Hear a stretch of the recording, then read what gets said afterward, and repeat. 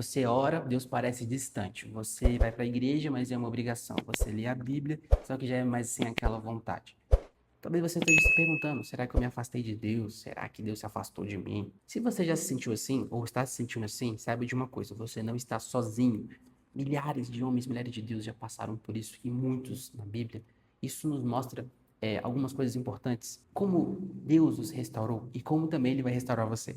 Seja muito bem-vindo ao canal Eduardo Viegas.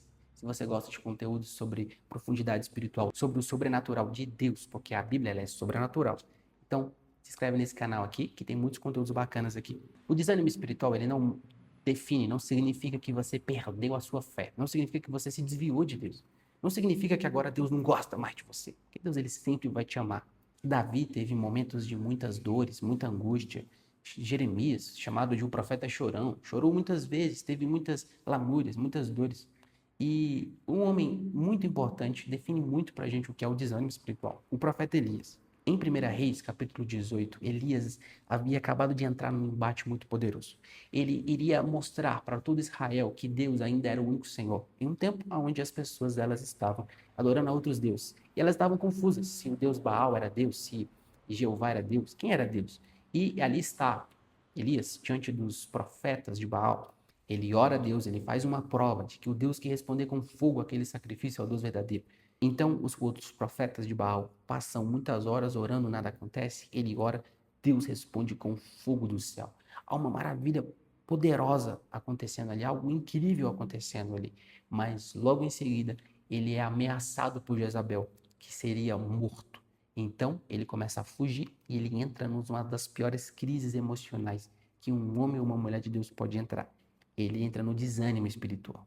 Em 1 Reis 19, nós vemos um outro homem ali, é um outro Elias. É um Elias que diz para Deus: basta, Senhor, mata-me, tira minha vida, eu não aguento mais viver.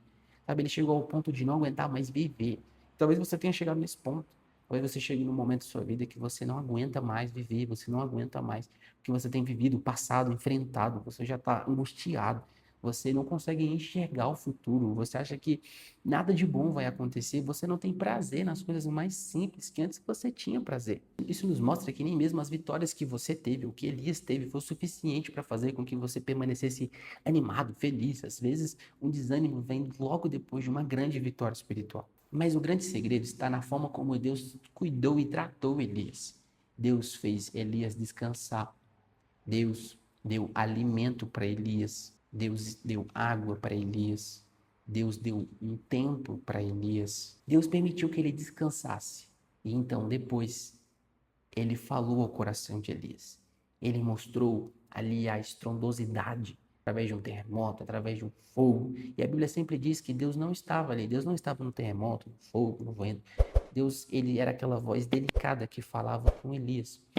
Deus estava mostrando para Elias que apesar de toda aquela tempestade que estava acontecendo na alma dele, que na verdade era a voz de Deus, era aquela voz calma, aquela voz de tranquilidade.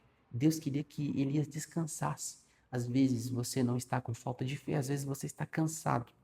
Você é forte, você é capaz, você já teve muitas vitórias na sua vida, mas você está passando por circunstâncias que estão drenando sua energia. Então você está ficando cada vez mais cansado. Talvez uma enfermidade que você está enfrentando, talvez um problema familiar, talvez um problema financeiro, talvez um problema emocional. Sua mente não para de te acusar ou de apontar erros ou de você ter uma autocobrança muito grande. Mas tudo isso é você cansado. E você está cansado de tantas batalhas e sua força está minando. E um dos problemas do desânimo é que ele distorce a nossa percepção da realidade. Elias disse a Deus que ele estava sozinho, só eu fiquei. Mas não era verdade. Deus disse: eu reservei 7.000 joelhos que não se dobraram a Baal. Você não é o único profeta que existe, existem outros profetas também. Você não está só, Elias. Mas o desânimo traz uma percepção para a gente de que a gente está só, de que ninguém entende a gente, de que ninguém é capaz de compreender o nosso tempo, a nossa fase. Eu já estive nesse lugar. E eu vim aqui para te dizer que existe um caminho para sair desse lugar. Existem fases da vida em que a gente está assim, mas Deus usa esses momentos para nos amadurecer. E Ele ensina para gente que não é do nosso jeito, sabe? Não é da forma como a gente pensa que é. Às vezes o desânimo ele é uma forma de Deus é deixar a gente entrar numa expectativa muito grande, uma frustração muito grande, para quebrar expectativas, destruir expectativas que não tinham nada a ver com a vontade dele, mostrar qual é a vontade dele, construir dentro de nós o que ele realmente deseja. Eu queria te encorajar a você tirar dias de consagração e de busca a Deus. Porque se você não tem nem vontade de orar, de ler a Bíblia, eu peço que pelo menos você entre no seu quarto, ore a Deus, confessando tudo que está na sua alma, suas dores, seus problemas, suas mágoas. Porque se você está desanimado, ainda existem mágoas aí dentro que não foram confessadas a Deus. Você precisa confessar a Deus tudo que está dentro de você, mesmo que você tenha vergonha de dizer isso. E existem momentos que palavras não falam tudo. E existem momentos que o silêncio é mais importante. Alguém disse que é melhor ter um coração sem palavras do que palavras sem um coração. Foi John Bunyan que disse isso, o autor do livro O Peregrino. Então, às vezes, você precisa estar com Deus e não precisa dizer nada. Às vezes, você precisa entrar lá e chorar, às vezes, você precisa entrar lá. Mas você tem o poder de entrar lá, você consegue fazer isso. E quando você faz isso, Deus começa a realocar coisas dentro de você, a realinhar você, reposicionar você.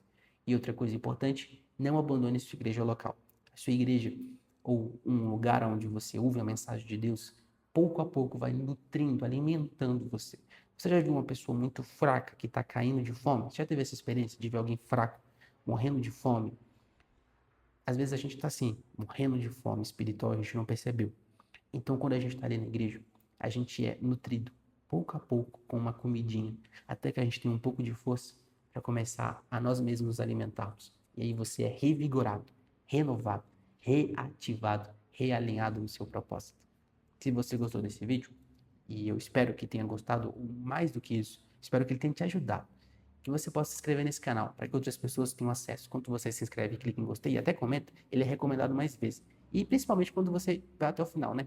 Então, eu espero que isso tenha ajudado você de alguma forma e que esse vídeo possa impactar você e que você realmente torça por você, para que você possa entrar na posição que Deus quer para você. Você tenha uma outra ótica sobre a vida, que você viva seu propósito e realize todos os sonhos que Deus colocou dentro de você.